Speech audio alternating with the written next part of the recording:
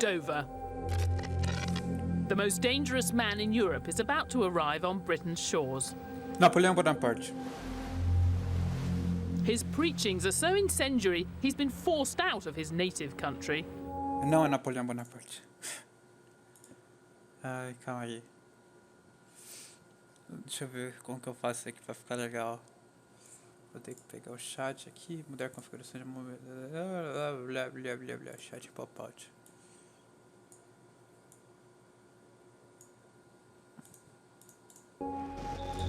Cadê o chat aqui?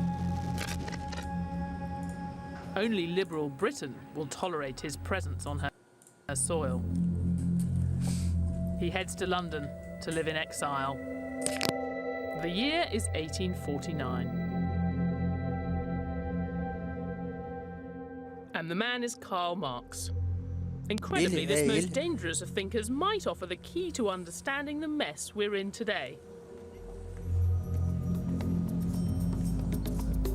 Most people know Marx as the father of communism. You might be surprised to hear that most of what he wrote was about capitalism. And today, his ideas about that are being taken seriously right at the heart of global business. His analysis was pretty on the button and explains a lot, I think, about some of the things that we see going on around in our economy today. For Marx, the best argument against capitalism was that it was inherently unfair. His ideas on inequality have more resonance than ever today. What Marx did do is to install this sense of urgency. Things cannot go on forever the way they are.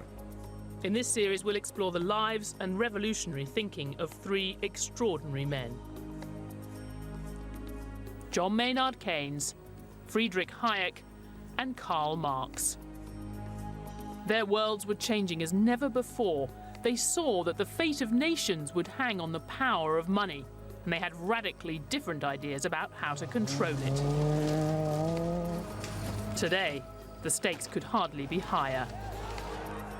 Of all the great thinkers who analysed capitalism, Marx had the most radical advice of all: get rid of it.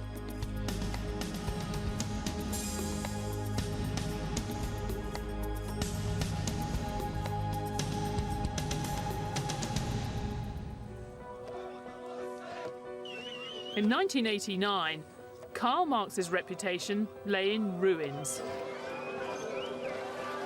For most of us, the fall of the Berlin Wall meant the end of Marx. Millions rejected the horrors of a violent and repressive police state. And because the communist countries claimed Marx as their inspiration, his ideas were cast aside as well. Marx became associated with communism, indelibly associated with communism, and indelibly associated with communist regimes, because these regimes did their work in the name of Marx, so the association was very, very powerful. In fact, it was they who were claiming Marx, rather than Marx, as it were, claiming them. Certo. But in the last few years, something strange has happened. It's like the global financial crisis has brought Karl Marx back from the dead. Now, we still don't care what he said about communism, but people are going back to see what he said about capitalism, all its deep-seated flaws, with a nagging doubt. Is it all now coming true?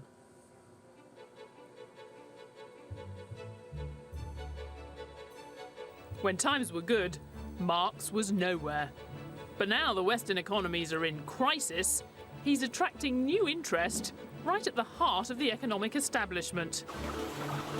From a former IMF chief economist, Marx is right on a number of dimensions. He certainly is right that income inequality can be a source of tremendous tension. to the man who saw the 2008 crisis coming. He understood that there are situations in which capitalism and globalization can lead to economic crisis. And an economist at one of the world's leading banks. It's quite hard to convince people who live in Chelsea or Chelmsford that this is of great relevance to them, but actually it's worth a bash. Marx's key insight was that capitalism was inherently unstable. He said we'd lurch from crisis to crisis and that society would become increasingly unequal. Marx divided the world into bosses and workers. For him, they would always be at odds, and that battle was a recipe for crises. To make profit, bosses squeeze what they pay workers. The crisis comes when workers then don't have enough money to buy what bosses are trying to sell them. For decades after World War II, all of that looked completely wrong. We'd had years of stable growth, and workers were taking a larger share of the pie. But not anymore. Marx would explain this crisis in terms of the fact that ordinary people haven't got enough money to spend. Why haven't they got enough money to spend? Because there's been a big redistribution over the last few decades away from ordinary people towards capital, towards wealth. And for Marx, there's no turning back. Capitalism would produce bigger and bigger crises, and then it would collapse. Marx had a very simple formulation about crises, which is that they are manifestations of the fundamental flaws, or contradictions, as he called them, of capitalism. How would Marx have suggested solving the crisis is, of course, by abolishing capitalism. To understand the Marxist view of the mess we're in, we first have to see the world today as Marx might have seen it.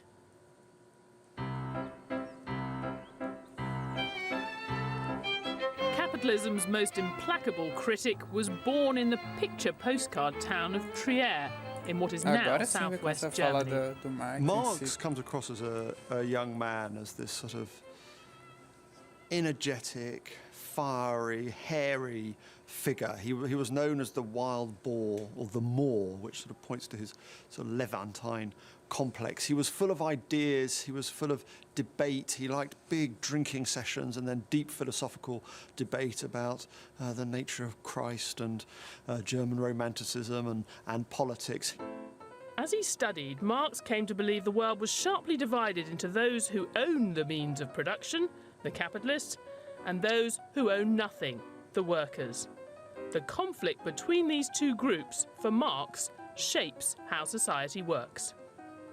The foundations of Marx's thinking was materialism, that when you cut away religion, ideology, politics, at its root were the material relations between man, the need for food, the need to have a roof over your head. This is what ultimately drives so much of human interaction.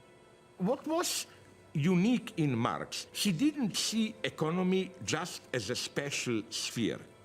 He saw economy as the structuring principle of the entire bem carregado, social... né, esse inglês desse cara. Fala bem, né, é fluente, obviamente, né, fluente não sei, mas o suficiente para dar uma boa entrevista, mas é bem carregado. Slavoj Zizek, não sei nem se é totality. And so that what happens in economy, the way it structures our ideologies and so on, this again is another lesson today, maybe even more pertinent than in the times of Marx. We might see a complex modern economy which all of us have a stake in, but Marxists would say the same old rules still apply. For them, the divided society Marx saw is still broadly here today. They see workers still slaving away, and capitalists or bourgeoisie still exploiting them, always striving to make more profit. In Marx's world, any capitalist that doesn't seek maximum profit is soon replaced by one who does. So the system follows a completely predictable course, he would say, to its own destruction. It's not an idea that many people accept. He was completely wrong, including the idea that capitalism was merely a phase and contained within it the seeds of its own destruction. That's not the case. Well, everything is bound to collapse if you wait long enough. I mean, the Earth's going to, be sucked into the sun someday. And of course, what we're really talking about when we talk about capitalism is individual liberty and property rights. Could those come to an end? Well, they have in places. It's possible, but I'm not seeing any signs of it. You'd be forgiven for thinking the total collapse of capitalism sounds a little implausible. How could seeking profit be so disastrous when it's done such amazing things? Just look at how we eat under capitalism. We get fresh fruit flown in from all over the world. We can choose from 700 types of breakfast cereal. We have enough of it, and it's all safe to eat.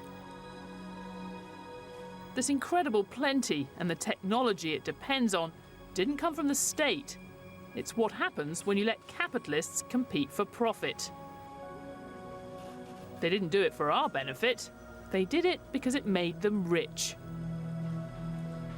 So at first glance, Marx's idea that capitalism's search for profit would be its downfall sounds absurd.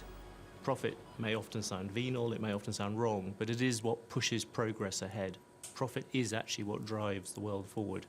And that's what Marx... Porque eu acho que assim, o capitalismo ele está muito ligado com o avanço científico, né? Querendo ou não. Não tem como você desvincular uma coisa da outra, como eles falam aí. A questão de você procurar um lucro maior, a questão de procurar reduzir os custos, conseguir produzir em larga escala, numa escala, por exemplo, né, pensar numa revolução agrícola, revolução verde, que nem a gente teve. Então, como que a gente pode, como nós podemos produzir mais alimentos, plantar mais, reduzir o estrago que tem, como que a gente pode, porque, por exemplo, em diversos momentos, nas idades mais remotas, a gente tinha sérios problemas, né, de perder colheitas, perder plantações inteiras, perder meses e meses de trabalho, de plantio, por conta de questões naturais, por conta de grandes secas, grandes chuvas. Então, e isso tudo foi uma questão que foi, entre aspas, resolvida, né? Obviamente criou outros problemas, mas foram muito resolvidas, principalmente nessa Revolução Verde que a gente teve. Então, é um pouco complicado você negar, na verdade não é nem complicado, é impossível você negar essa questão que o capitalismo e o avanço tecnológico eles andam juntos. Porque é como ele falou, ele, né, como o próprio especialista aí disse, não é algo para o nosso bem, é para aumentar o lucro deles, né? Quando a empresa pensou em mudar, mudar essa questão, todo esse investimento, a pessoa não pensou, vou investir aqui meu dinheiro, ter um risco de perder tudo porque eu sou bonzinho e eu quero que todo mundo tenha comida na mesa.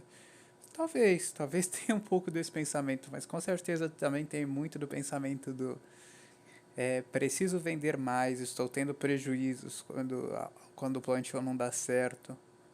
Então preciso que o plantio dê certo, preciso que ele renda, preciso que ele seja barato, não posso ter muitas despesas. Então, isso foi mais pensando nele do que pensando no público geral. Obviamente o público geral é importante para ele, porque é a base, né, de toda a fortuna que a pessoa monta.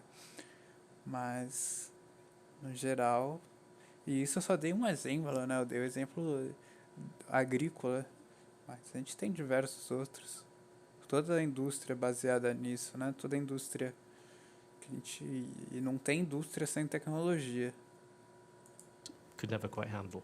The profit motive is essential. After all, what is the profit motive? It's just a way of achieving a better society by people wanting to better their own individual lot. In terms of economics, Marxism is not very much used today, and that's because he was wrong on several of the fundamentals. And if you erect a building on cracked foundations, the building itself is cracked.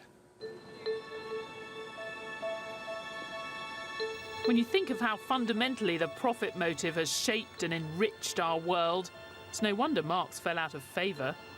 But we shouldn't dismiss Dr. Marx quite yet. It's true, he talked quite a lot about class exploitation, misery, chaos, but he didn't think capitalism was all bad. Far from it. E até porque, assim, eu acho que quando você fala, acho que muitas pessoas associam isso um pouco errado. Quando você fala que o capitalismo é muito ruim, tá, mas qual seria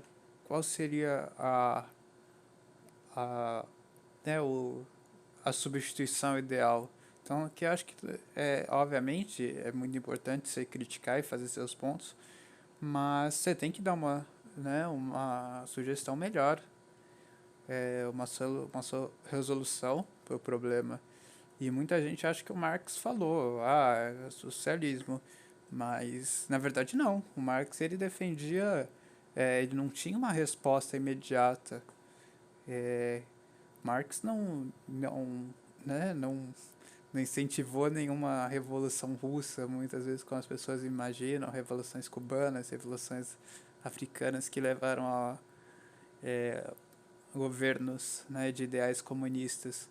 Marx, ele imaginava, pelo que eu me lembro também, isso aí eu posso estar um pouco errado, mas ele falava muito da escalada, de uma mudança progressiva, não de uma mudança radical. Mas, e aí sim, ele cita assim, o socialismo algumas vezes, apesar de realmente não ser o foco do trabalho dele. O foco dele era realmente o capitalismo, fazer críticas, mas o socialismo não era algo para chegar radicalmente. Era para ser vários estágios, até chegar ao modelo ideal. Que ninguém sabe, até para mim parece muito utópico, porque eu não vejo nem por parte dos grandes dos trabalhadores. Eu não acho que o maior pensamento dos trabalhadores é querer que tudo seja igual. Eles querem ser, acredito que os trabalhadores, eles querem ser os patrões. Os trabalhadores sonham com isso. Então, eu acho que no fundo tem muito pouca gente que gostaria de viver numa sociedade igualitária. Todo mundo gostaria de ser o rico da sociedade e não ser que todo mundo igual. Porque você aceitar que seja todo mundo igual, você mata o seu sonho de poder ser o rico. Então, muita gente, enquanto tiver gente sonhando, é impossível você querer ter uma sociedade igual se você quer ser rico. Você tem que meio que guiar o seu sonho de ser rico para querer ter uma sociedade igual. Então... This cocktail bar in London's Soho hides a revolutionary past. It used to be the Red Lion pub, site of a clandestine meeting of communists in 1847 that would echo down the ages.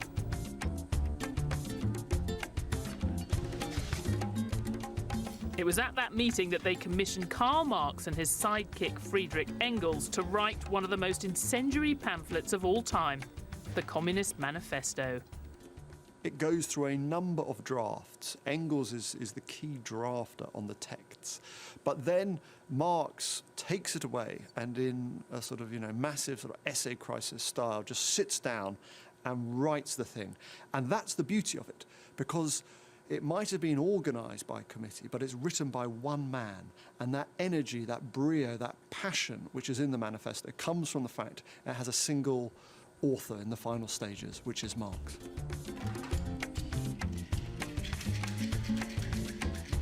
You may know it for its revolutionary calls for a new age. What might surprise you is that it also contains very perceptive and admiring writing about capitalism. I think what's surprising about a lot of Marx's writing is that you find in amongst the communism a lot of good analysis of capitalism, and actually you also find within it quite a lot of praise for capitalism.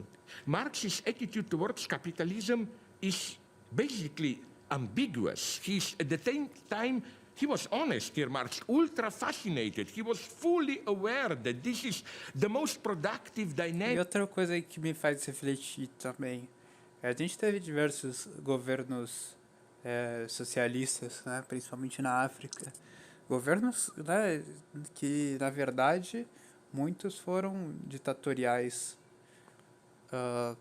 Tanto dando a África como um exemplo, porque é pouco conhecido. A gente pensa muito no socialismo como na Rússia socialista, Cuba, China, Coreia do Norte, mas a África, ela teve diversos países que passaram e ainda passam por regimes praticamente ditatoriais, em alguns casos ditatoriais, declarados ditatoriais.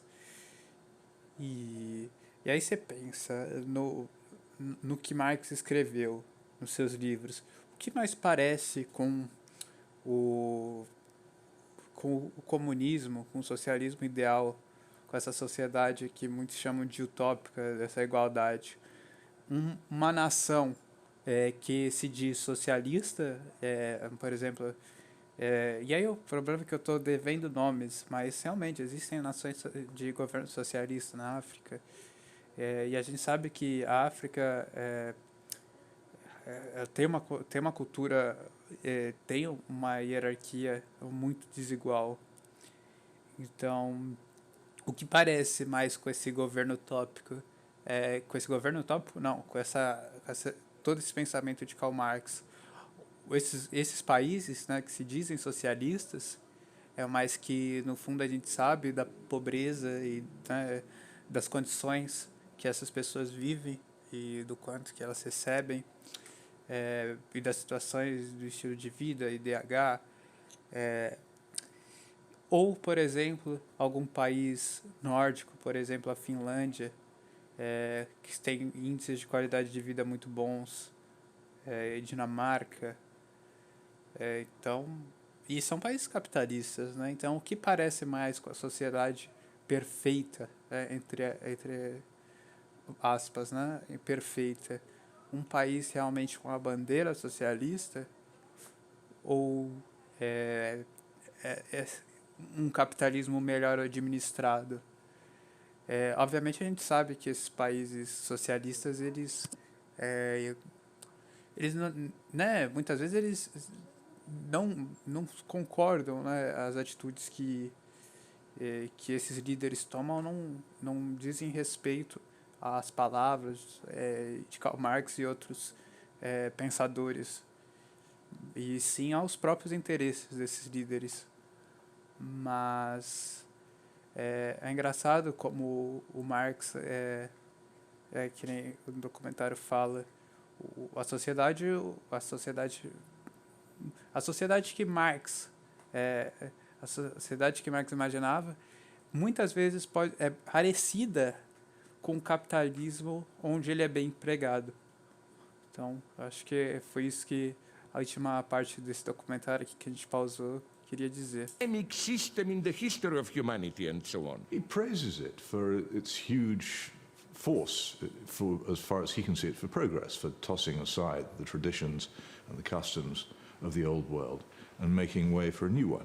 And I think it's quite interesting that the more intelligent modern Marxists feel much the same way.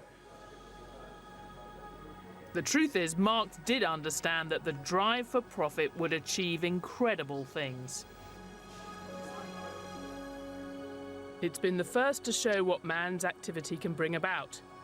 It has accomplished wonders far surpassing Egyptian pyramids, Roman aqueducts, and Gothic cathedrals.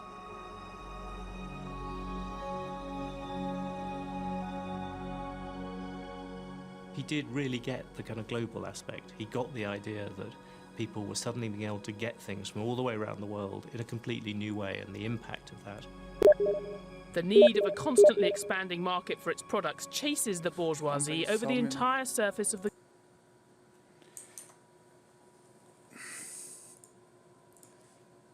Live on. A minha também está. the globe. It must nestle everywhere, settle everywhere, establish connections everywhere. It creates a world after its own image. But you know, there's got to be a downside for the bourgeoisie. Modern bourgeois society is like the sorcerer who is no longer able to control the powers of the netherworld whom he has called up by his spells. What the bourgeoisie therefore produces, above all, is its own gravediggers. Its fall and the victory of the proletariat are equally inevitable. How can Marx think capitalism is so brilliant and also so doomed? Well, the answer lies in how it treats the workers.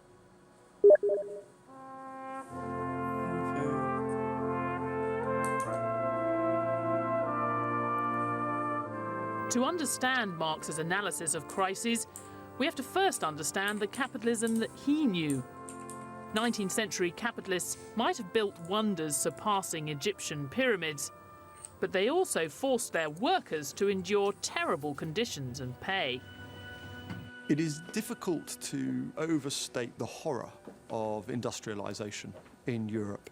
In 1829, Liverpool, for example, the life expectancy at birth was about 28 years.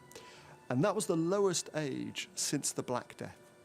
So the impact of the Industrial Revolution on life chances, on life expectancy in the great cities of Europe, in Hamburg, in Berlin, in Manchester, in Liverpool, in Birmingham, in London, was absolutely terrifying. This was a revolutionary epoch of change, which for the working classes, which for the proletariat, in the 1820s and 1830s had devastating consequences for their standards of living. Marx is certainly revered amongst historians as the preeminent analyst of mid-19th century capitalism.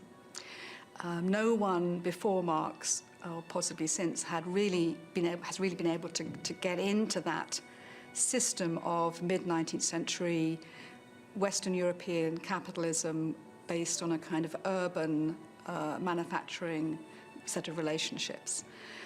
Whether that's relevant today is a very interesting question.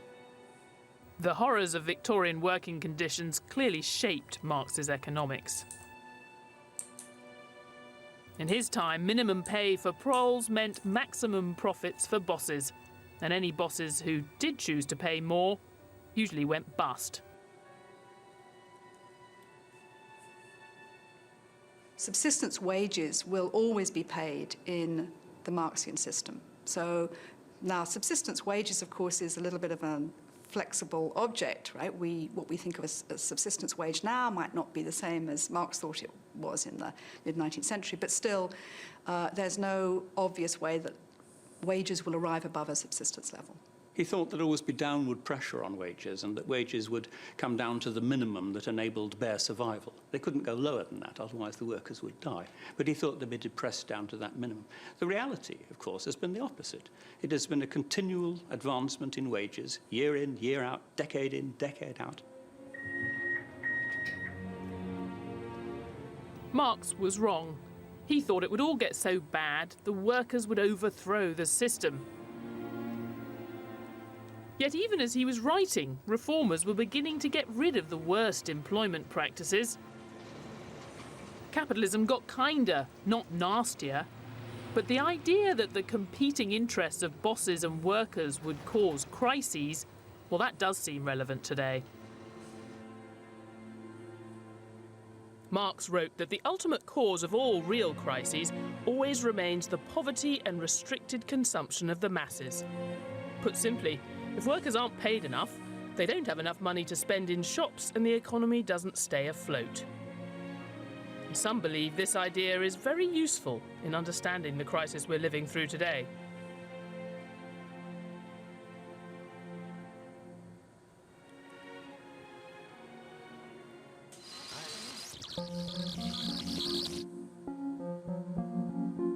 Let's take a look at the last 40 years of history through the prism of Marx's theories, to show how they might explain the mess we're in. An imaginary Marxist broadcasting corporation would see it all as a good old 1970s style class struggle. The fight is over wages. Capitalists want to pay less, the workers want to get more.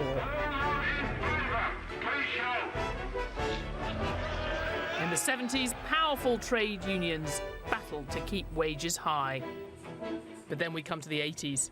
Fight back time for the capitalists. Marx would have seen Margaret Thatcher and Ronald Reagan as acting purely in the interests of the capitalist bosses.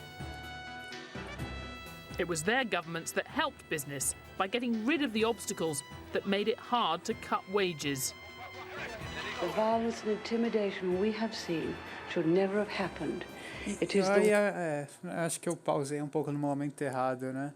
Mas é uma coisa que eu já li em livros e, né, então não é uma ideia da minha cabeça, mas acho que é uma ideia universal, não tenho que discutir nisso, que é como, às vezes, o maior sonho do patrão é não pagar ou não ter despesas com funcionários. É o maior sonho, né, dele, você poder cortar os custos de produção ali, de pagar os funcionários e poder embolsar aquele dinheiro. Mas isso, o maior sonho do patrão é também a sua própria cova. Porque se você não paga o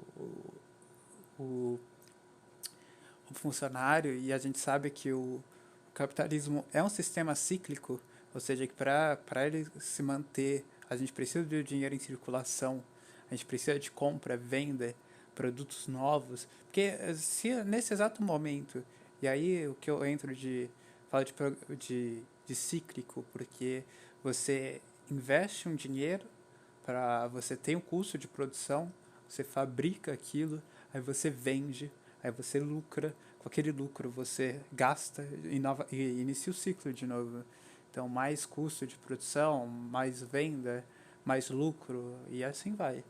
E quando em algum momento você deixa de compartilhar esse dinheiro, que as pessoas não tenham acesso ao dinheiro, esse ciclo ele quebra na venda, porque se as pessoas não têm acesso ao dinheiro,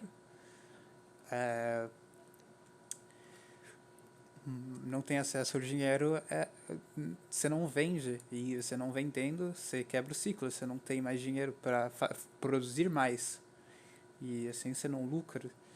Então, basicamente isso. É engraçado como o maior sonho dos patrões também seria a sua própria cova.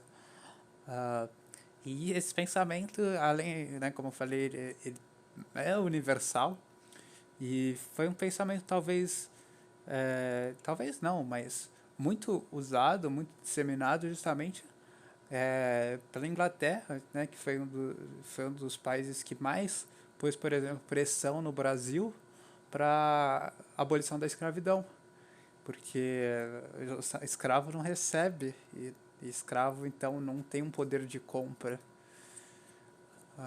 E isso era muito ruim para certas pessoas. Era muito bom para os produtores de café, né, que não tinham que pagar. Mas para as grandes indústrias que queriam montar um mercado no Brasil e queria consumidores, era muito ruim que as pessoas não tivessem dinheiro no Brasil. Ou seja, mesmo produtos baratos, né, um produto barato tem um preço. E mesmo assim quem só podia comprar era uma pequena minoria de patrões, de cafeicultores no Brasil. Ou seja, a gente não tinha uma massa, a grande massa de trabalhadores consumidores desses produtos. Então, no geral é isso. O sistema escravocrata ele é muito bom para poucas pessoas. É muito bom no sentido de grandes lucros, mas tanto para o médio empreendedor, para a indústria internacional, é horrível. Como foi horrível. E por isso é por isso também que a gente teve tanta pressão internacional para acabar com a escravidão. Obviamente, além de toda a questão humanitária, mas teve muita questão econômica por trás disso.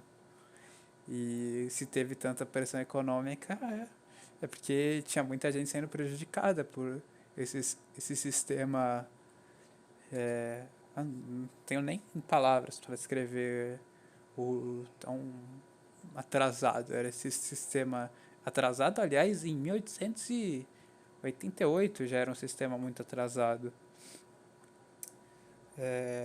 Aliás, o Brasil foi um dos últimos países a abolir a escravidão. E foi o país que mais importou escravos. Então, é isso que eu tô Work of extremists. It is the enemy within. If they do not report for work within 48 hours, they have forfeited their jobs and will be terminated. So for the Marxist Broadcasting Corporation, the capitalists won in the 1980s, and they kept on winning. The guaranteed high wages and job security that workers had enjoyed until the 70s had gone. And downward pressure on wages started to lay the seeds of the crisis we see today. It's an appealingly simple story, but how much truth is there in it? Well, we know the Marxist view of history is right about one thing, at least in Britain and America. Earnings at the very top have soared in the last few years, and everyone else has been squeezed. In Britain, real earnings have been flat or falling for the best part of 10 years, since before the crisis. In America, that's been happening since the 1970s.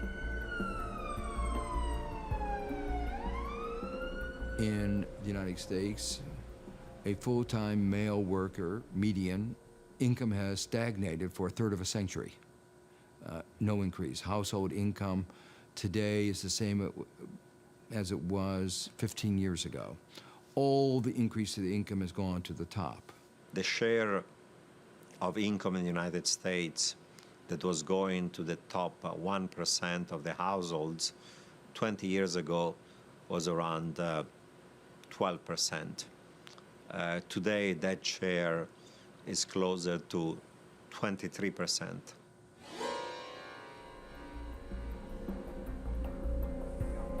Things haven't gone that far in the UK, but inequality is certainly creeping up the agenda. But rather than see it as a deliberate strategy on the part of greedy capitalists, we have to recognise there are bigger forces at work.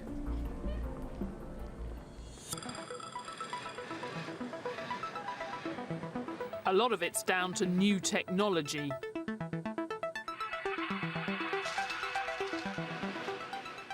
Work previously done by hand is now done by machines. With fewer workers needed, there are more competing for every job, meaning bosses can pay them less.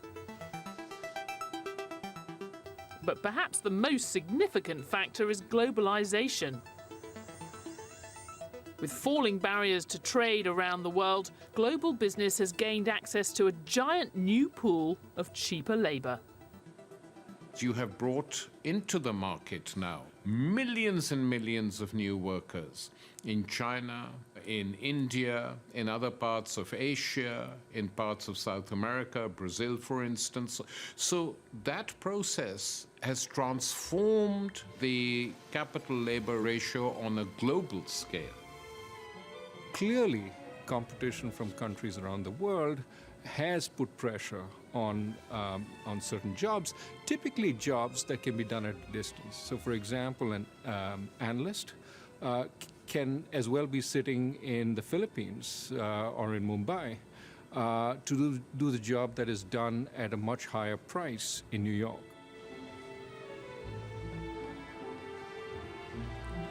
Many workers in the rich countries are now competing with an industrial reserve army running into the billions. I think in emerging market economies, there'll be an overwhelming vote in favour of what has happened because almost everyone is better off than they were and would have been. But that's less evident in the industrialised world, where many lower paid people have become even lower paid relative to those who've prospered. And that is a concern. It's an analysis that rings true even for the leader of the world's biggest economy. Long before the recession, jobs in manufacturing began leaving our shores. Technology made businesses more efficient, but also made some jobs obsolete. Folks at the top saw their incomes rise like never before. But most hardworking Americans struggled with costs that were growing, paychecks that weren't, and personal debt that kept piling up. So for Marx, low wages would be the root cause of the crisis we're living through today.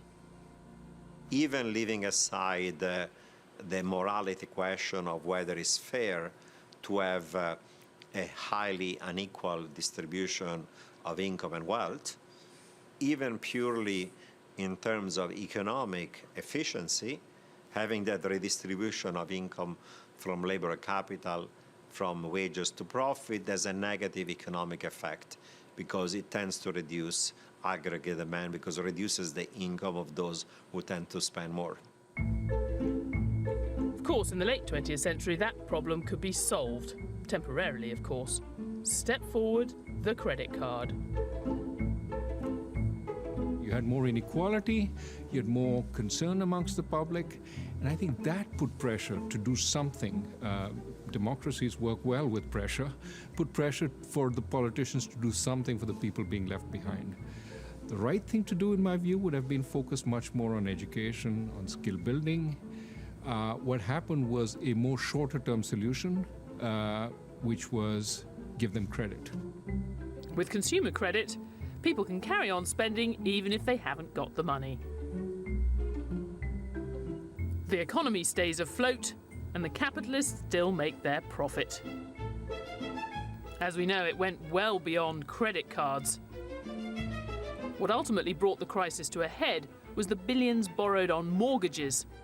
People thought the value of their house would keep going up forever. Housing credit is beautiful because if your house price is increasing and you're borrowing against the increase in value of your house, you don't feel you're borrowing your way into debt. But of course you are. In America, it happened on a massive scale. There, as we know, the capitalists were getting richer and richer. They couldn't spend all of their extra money. Driven, as ever, by the desire to make more profit, they lent it out in riskier and riskier ways. The name given to this lending might well be familiar. Subprime. What we did is, as the incomes of most Americans were stagnating or even declining, we said, don't let it bother you. Keep spending as if your income was going up. And they did that very well. I mean, who would oppose it? The banks who are making money? The households who are getting their house? The politicians who have happy constituents? I mean, there is nobody who's going to be unhappy in this process until it collapses. Subprime is the end game, if you like, of the debt solution to the lack of a market. And it's the culmination of trying to evade crises which arise out of lack of effective demand in the market. And then what you do is you end up creating a credit crisis instead. So subprime is the end of that process. And we all know how it ended. In retrospect, it seems obvious. Lending to people who couldn't afford it wasn't a lasting solution to anything. It led to a housing bubble which burst, threatening some of the world's biggest banks. And thanks to our integrated world, what started in the United States spread and infected the entire system, causing a global recession.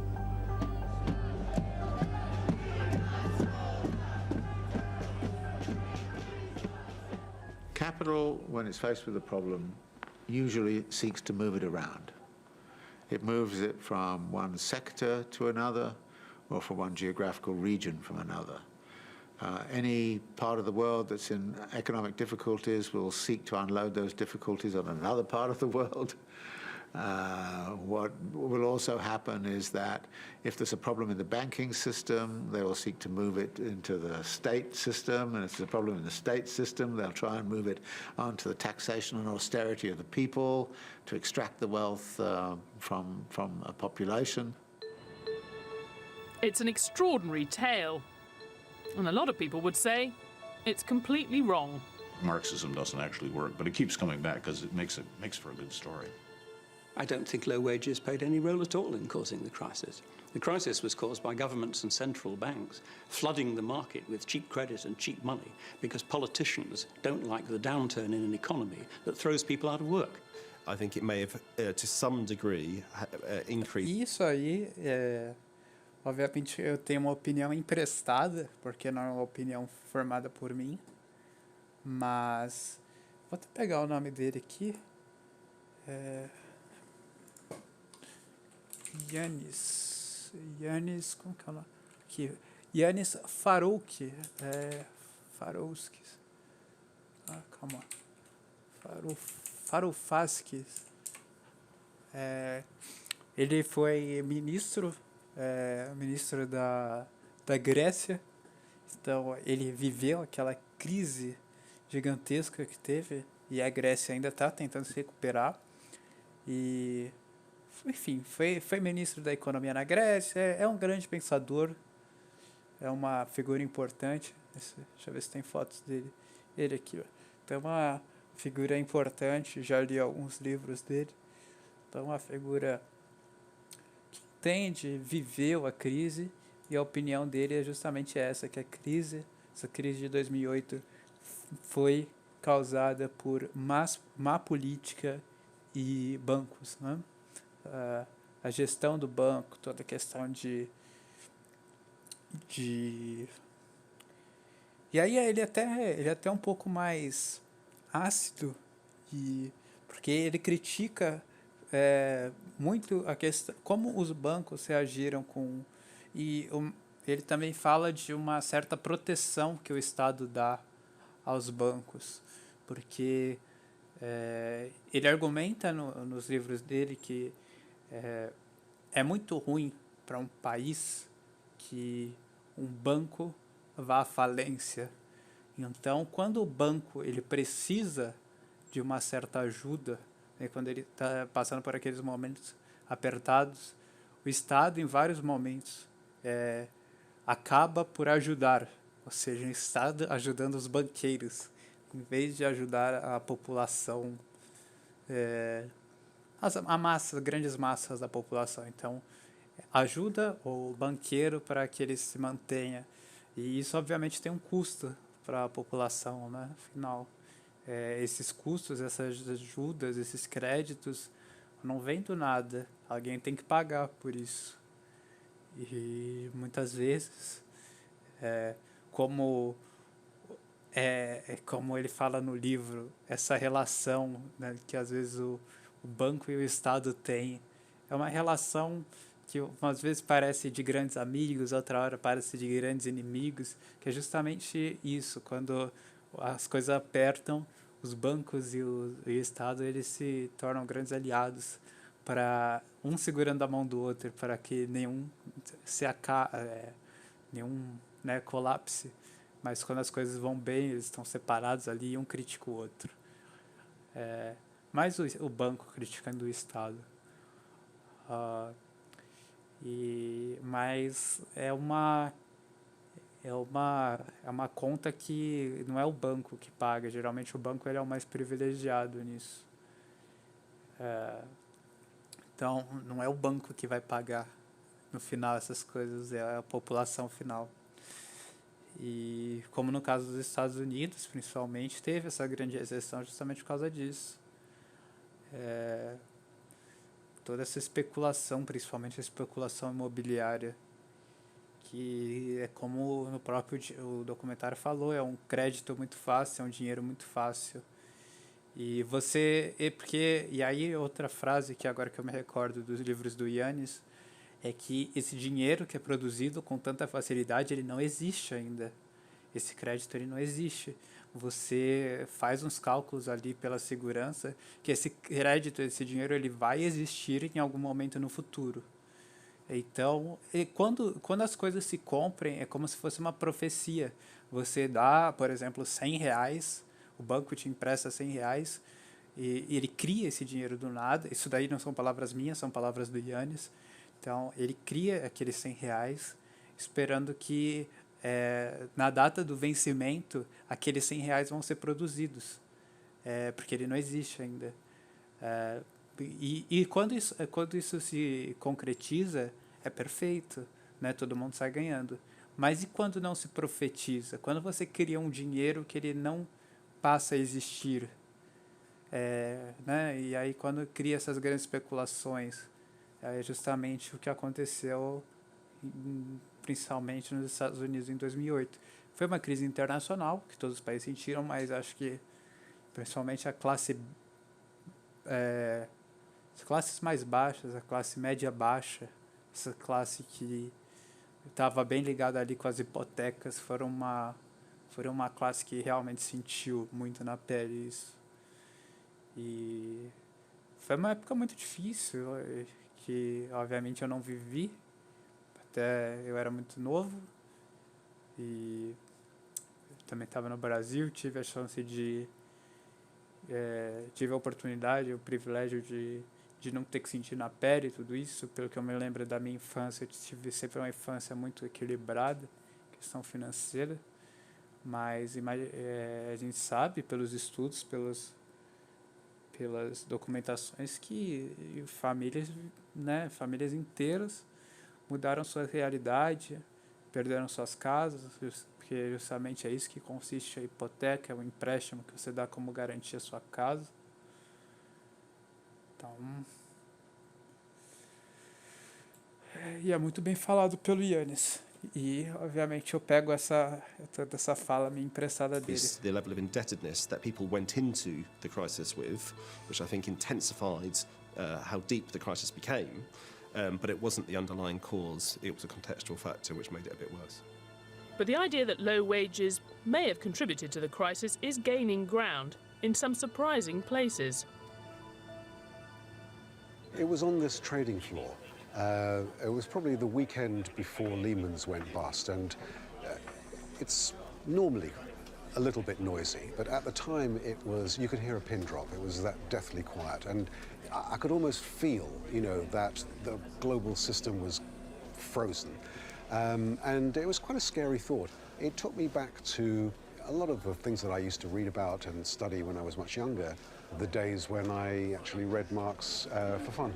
It was a comment that I posted up on a newswire, Agora, eu realmente fico imaginando o quanto esse cara deve ser genial, porque se ele lia Marx por diversão, estou aqui me divertindo, aqui lendo um filósofo, lendo um pensador. O que ele fez, cara, quando ele está querendo trabalhar, ele está resolvendo como fazer o teletransporte, como viajar no tempo. Nos tempos de... Quem diria?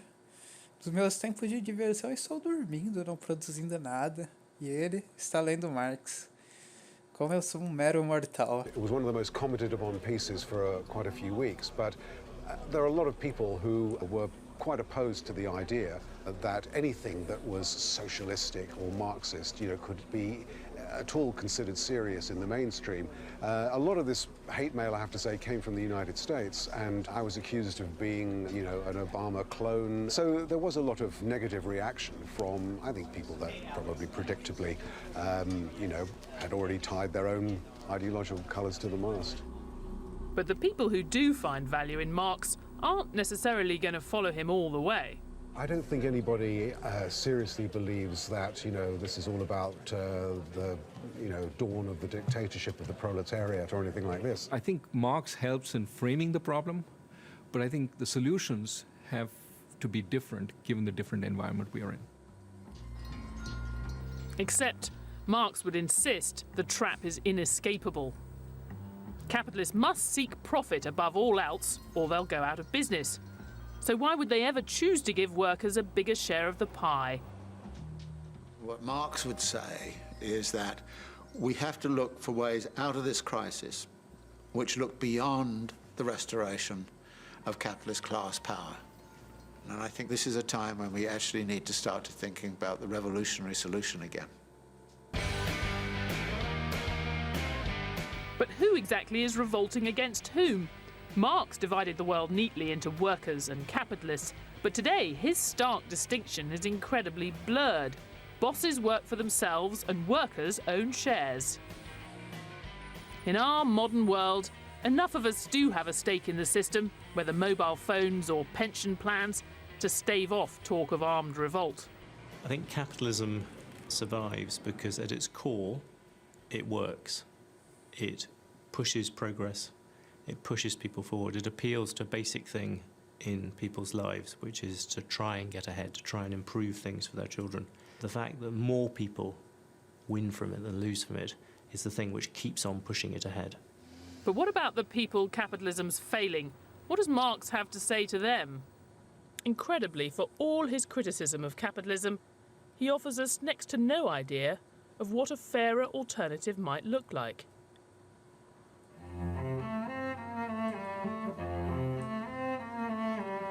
As Marx entered his final years, he seemed quite content with the way things were. He'd been poor for a lot of his life, but by 1856 he had enough money to move to London's suburbs. The young firebrand now looked like part of the establishment. He would spend his day walking around Hampstead Heath.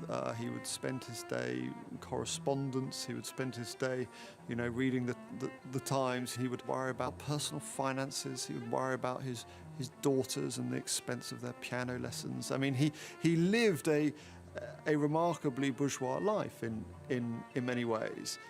Marx didn't want to rush revolution. To understand why, we need to understand his analysis of world history. He saw the great sweep of humanity's endeavours, from the caveman to the slave societies of Greece and Rome, to the feudalism of kings and castles, all of which was replaced in turn by our own capitalist system of bosses and workers. Incredibly unfair, but also incredibly productive. Marx said only when we'd got everything we could out of capitalism could we afford to have a revolution.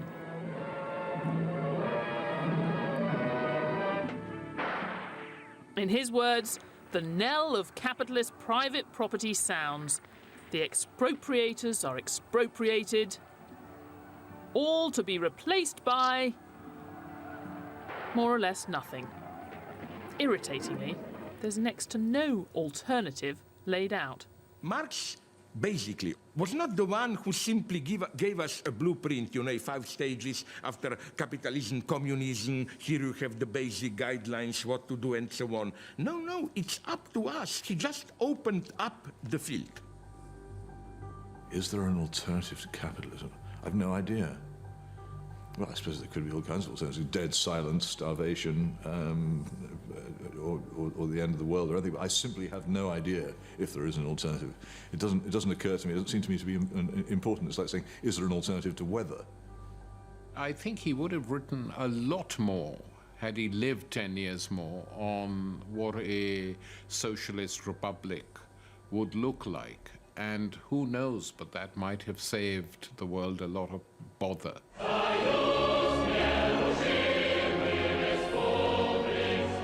Without his blueprint, we all know what happened next.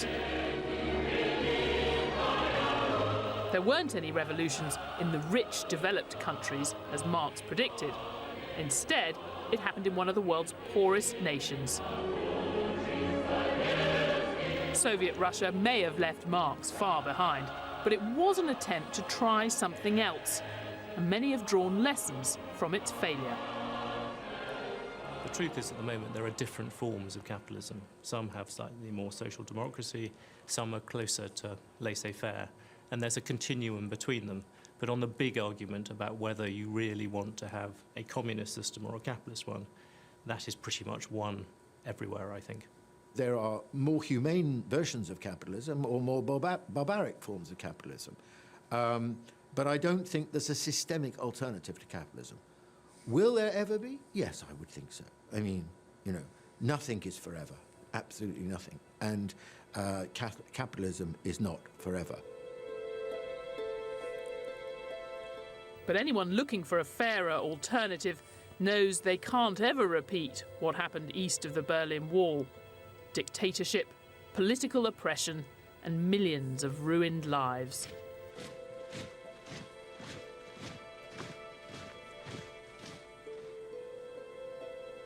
From 1945 till 1989, this was the main remand centre for political prisoners in communist East Germany. Today it's been turned into a memorial.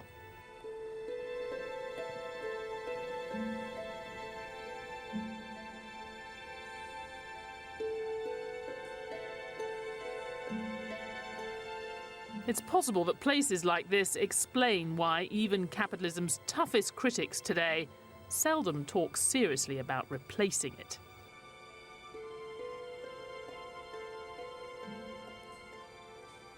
You can see with all these protests in Europe, Greece, and so on. I was in Spain, in Greece, asking always the same question. Okay, what do you want? Apart from some purely moralistic answers, I didn't get any good concrete proposals. You know, answers like, money should serve people, not people serving money. My God, Hitler and everyone would have agreed with this, I'm sure. You would have thought that with this implosion of the banking system at the heart of the capitalism in the United States, as well as the United Kingdom and so on, there would be a huge rush to Marxism and extreme socialism. That hasn't really happened. It is quite surprising, and I'm very pleased. But if memories of this place do fade, could there ever be an alternative to capitalism? Or should what happened here be a lesson for all time? I think if you remove the free market, you're removing people's ability freely to trade with each other, to acquire the things they want and sacrifice for them the things that they value less. You're removing people's ability to enrich and improve their lives. It is a perfectly natural part of the human condition. Adam Smith said the effort of every person to improve their condition. You know, he thought it was so basic. If you deny people the opportunity to do that, then you'll have to build some kind of compulsion into it. You have to make people behave in a way in which they would not spontaneously behave. If someone wants to seek an alternative to capitalism, then they're saying, by seeking that alternative, that capitalism is a system rather than a fact of life. And they're saying that, for instance, that human nature can be altered. Fundamentally, they're revealing themselves as utopian. And the problem with utopia is that it can only ever be approached across a sea of blood, and you never arrive. This is my big mantra when we leftists are accused of utopians. Maybe, but the only real utopia is to think that with some cosmetic changes, things can go on indefinitely the way they are now.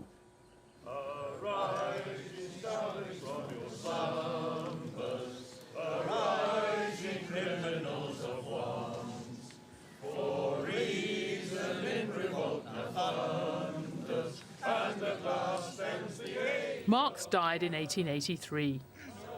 In a speech at his grave, his longtime friend and collaborator Friedrich Engels declared his name and work will endure through the ages. For most of the 20th century, his name did endure, though usually for all the wrong reasons. Still, there are plenty of people today who still believe we should strive for an alternative to capitalism. Marx did bring together concrete economic analysis with a certain emancipatory hope.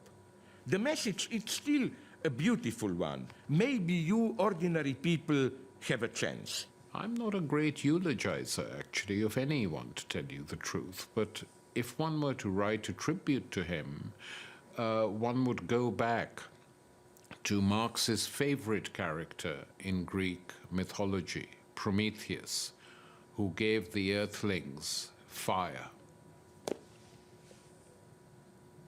And that is what Marx gave citizens all over the globe, the fire necessary to transform their lives forever.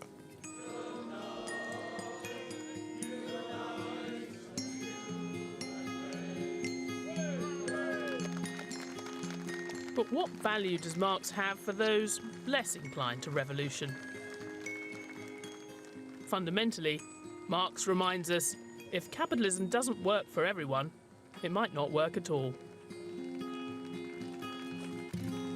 There is no doubt that there have been significant changes in inequality and in the distribution of income, which make you pause about the benefits of the development of output and prosperity that we've seen. I don't think you can afford to believe that the benefits of a market economy and bringing prosperity will be there unless there is a collective commitment to keep the system going, and that does require people to believe that everyone will benefit in the end. I think some of the ugliness of capitalism that he saw in the 19th century seems to be reappearing in the 20th and 21st. And in a way, we have to keep our perspective on this. Health conditions are much better. Living standards are starting from a higher level. But it is still the case that things aren't the way they ought to be, and they're not moving in the way they should be. We have to find a way of creating jobs which are broad-based, which pay reasonable amounts, but at the same time, without sort of going against the basic laws of competition. Marx was right to see capitalism as inherently unstable and often unfair. Keynes and Hayek saw that too, but Marx was the first. And unlike them, he didn't think we should find a way to live with it. He said capitalism would bounce back from crises and reinvent itself, but in the end, a compelling alternative would appear, and capitalism would collapse. For all that rings true now in Marx, on that he seems to have been dead wrong. Então terminamos. O que a gente pode falar disso tudo é que realmente que teve uma ideia que surgiu nas últimas falas, que um sistema que agradaria todo mundo. Acho que isso daí nenhum sistema agradaria e talvez nunca. Pode dizer que é muito difícil você agradar todo mundo, ainda mais falando de um sistema econômico que agradar cada indivíduo é muito impossível, é muito longe, né, de ser a realidade. Então, o que a gente tem seria um sistema que agrada a maioria. E pelo que eu vejo, e aí acho que entra muito a fala eu esqueci o nome dele, mas o cara que ele é do leste europeu, que a gente comentou que ele tem o sotaque mais carregado. Estariam as pessoas cansadas do capitalismo? Eu acredito que não, porque apesar de tudo, de todos os males do capitalismo, ainda é possível viver com ele. Então é possível viver com ele, e ainda não existe, eu posso estar falando de uma visão limitada minha, mas não existe outro sistema econômico que seja tão agradável às pessoas a fim de se cansarem e procurarem do capitalismo. Não existe esse sistema econômico ainda. A gente teve em muitos lugares realmente revoluções comunistas, socialistas, mas com muita resistência ainda. E não foram na maioria dos casos que me vem à mente, no caso todos os casos que me vêm à mente, não foi uma transição pacífica. Foi uma transição muitas vezes obrigatória. Quem não gostou teve que aceitar, ou muitas vezes era exilado, etc. Mas não tem esse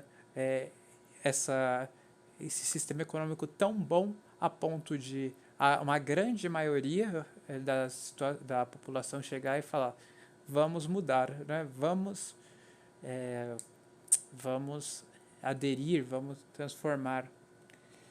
Então, é isso. Capitalismo é basicamente isso.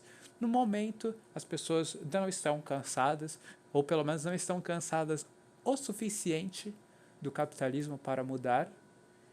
E por isso o capitalismo ele se perdura, ele se altera, mas é isso, o capitalismo está aí.